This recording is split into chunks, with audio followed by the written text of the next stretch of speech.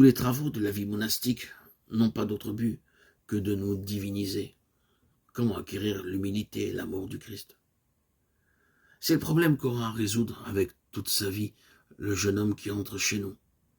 Ce qui nous divinise avant tout, c'est la foi, l'espérance et la charité.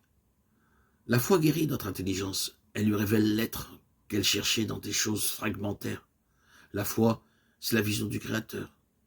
Et nous voilà délivrés de la fascination des créatures. La foi nous apprend à penser comme Dieu, à voir toutes choses dans sa lumière. Elle divinise vraiment notre intelligence. Ceux qui croient à la vie éternelle, dit le Seigneur, ceux qui croient à l'amour de Dieu, comment sa vision du monde et de lui-même ne serait-elle pas changée? Dans la foi, tout lui apparaît transfiguré, tout est signe de sa présence, les événements douloureux comme les événements agréables. Ce n'est que dans la foi que l'on peut en percevoir le sens profond, percevoir le dessein de Dieu, qui à travers l'épreuve nous divinise.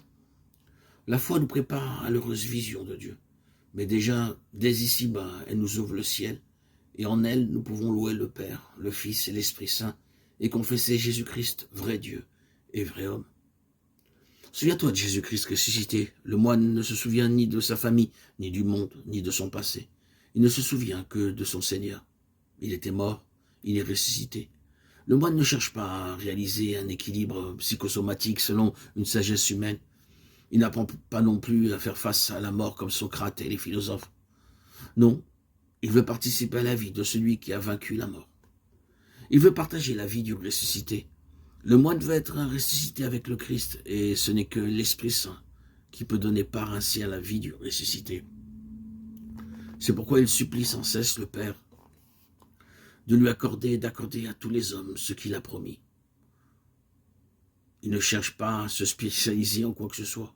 Au monastère, il aura changé souvent d'office. Son œuvre, c'est la prière continuelle. Quoi qu'il fasse, il doit tout saler par la prière et tout lui deviendra chemin vers le Père. Le service au réfectoire comme la lecture dans sa cellule. Le moine recherche en tout l'unité avec les autres et en lui-même. Son cœur, son âme, son esprit, ses pulsions, tout doit être réunifié dans l'amour de Dieu. Celui qui accomplit le commandement « Tu aimeras le Seigneur ton Dieu de tout ton cœur, de toute ton âme, de toutes tes forces » est guéri de ses divisions internes. Il retrouve l'unité à l'image du Dieu un. Il peut alors devenir un artisan de paix et prêcher aux autres le désir du Seigneur, que tous soient un. Nous sommes une multitude de personnages, nous portons sur notre visage une multitude de masques. La vie monastique simplifie. Si elle ne nous rendait pas plus simple, il faudrait la fuir, parce qu'alors nous ne serions plus consacrés à la recherche de l'unique nécessaire.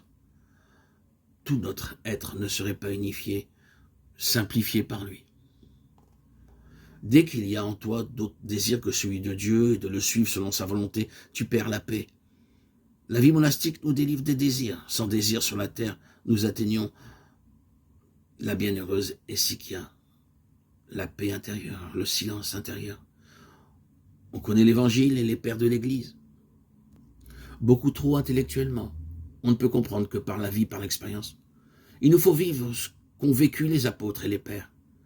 Il faut être rempli du Saint-Esprit comme eux pour comprendre quelque chose au christianisme. L'expérience chrétienne, c'est la suite du Christ. Vivre sa mort et sa résurrection dans notre propre chair. L'humilité et la gloire du Christ, c'est le même mystère.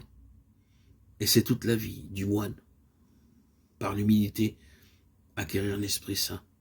Par la croix, entrer dans la résurrection. C'est cela, suivre le Christ.